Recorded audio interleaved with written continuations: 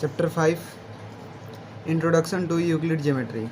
आज हम पढ़ेंगे, इसमें कुछ यूक्लिड्स के डेफिनेशंस है, एक्सियोम्स हैं एंड पोस्टुलेट्स हैं। पहले हम इसके बेसिक इंट्रोडक्शन जानना चाहेंगे कि एक्सियोम्स क्या होते हैं एंड पोस्टुलेट्स क्या होते हैं।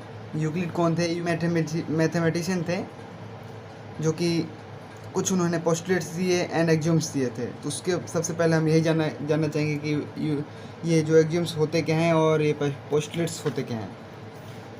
जैसा कि हमारे पास यूक्लिड एक्सियोम्स।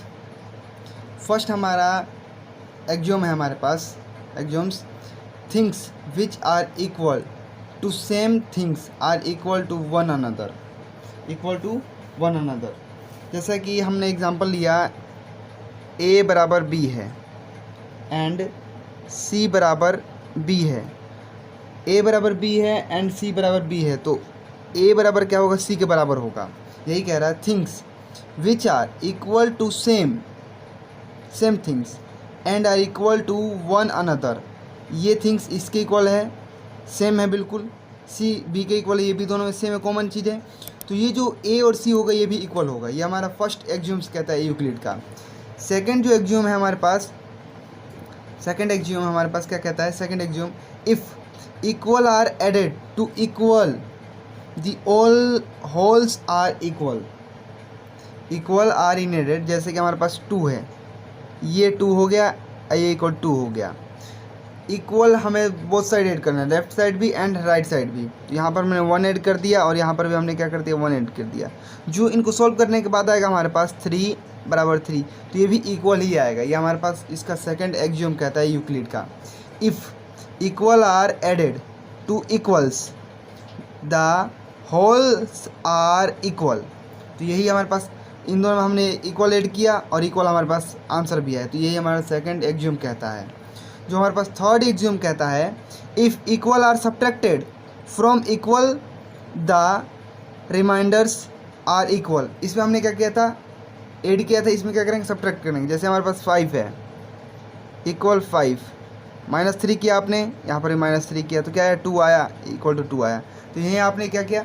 इक्वल आपने सब्ट्रैक्टेड किया एंड इक्वल क्या आया? इक्वल ही आंसर भी आया। तो ये हमारे पास थर्ड एक्सियोम कहता है यूक्लिड का, if equal are subtracted from equals the remainders are equal.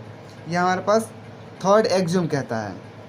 जो फोर्थ एक्सियोम्स है हमारे पास, things which are coincide with one another are equal to one another.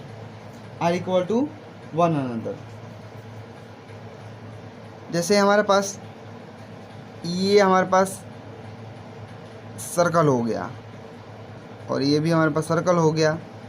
जो इसका 1 पॉइंट है, ये इसका रेडियस है, इसका भी 1 पॉइंट है, इसका रेडियस है। Things which are coincide with one another are equal to one another. इसका जो पॉइंट है ये रेडियस है, ये भी ये पॉइंट है, ये भी रेडियस है। अगर इनका दोनों का रेडियस इक्वल होगा तो पॉइंट भी सेम होगा। यही कह रहा है ये हमारा फोर्थ एक्सियोम यूक्लिड का। जो फिफ्थ एक्सियोम है हमारे पास, the wholes is greater than the part. जैसे हमारे पास ये लाइन है, ये हमारे पास लाइन है, इसका अगर हम पार्ट करते हैं यहाँ से यहाँ तक, ये जो पार्ट है ये वाला जो होल से ग्रेटर है क्या? नहीं ना, ये होल है, ये क्या है? ए बी और ये मान लेते सी और D. A B C D से बड़ा है ना, ग्रेटर है, इसलिए हम कह सकते हैं जो होल होता है वो पार्ट से क्या होता है? ग्रेटर होता है। ये पार्ट है और ये होल है, तो होल क्या होता है? बड़ा होता है पार्ट से। तो यही कहना हमारे पास fifth, the whole is greater than the parts.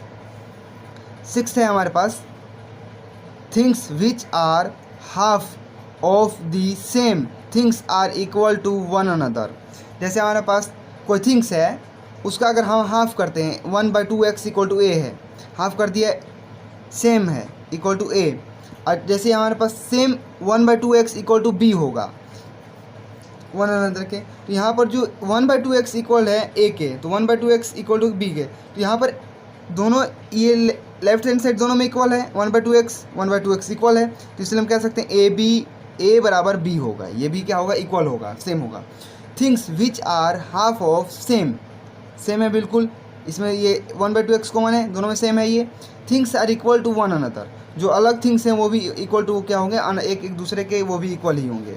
7 हमारे पास यही कह रहा है, things which are double of the same things are equal to another, ये 2x है, डबल कह रहा है, यहाँ पर हाफ कह रहा था, यहाँ पर हाफ कहते हैं, यहाँ पर डबल कह रहा है। जो भी यहाँ पर 2x है वो इक्वल y होगा और 2x इक्वल टू z होगा, तो यहाँ पर y z भी क्या होगा, इक्वल होगा, y z भी क्या होगा, इक्वल होगा। तो हम कह सकते हैं हमारे पास 7th एक्सियोम था। तो ये हमारे पास यूक्लिड के 7th एक्सियोम हमने कंप्लीट किए। इसके कुछ पोस्टुलेट्स भी हैं जो कि हम अभी करेंगे। इसके 5 पोस्टुलेट्स है यूक्लिड ने 5 पोस्टुलेट्स दिए हुए हैं हमें। इसका फर्स्ट पोस्टुलेट्स ये है, a straight line may be draw from any one point to another point. कह रहा है कि जैसे हमने 2 पॉइंट लिए, कोई भी एक स्ट्रेट लाइन ड्रॉ करने के लिए हमारे पास 2 पॉइंट होने चाहिए, one point to another point. तो ये हमने ड्रॉ कर लिए, यही हमारे पास क्या कह रहा है, फर्स्ट पोस्टुलेट्स कहता है, a straight line may be draw from one point to another point. ये हमारे पास फर्स्ट पोस्टुलेट्स कहता है यूक्लिड का।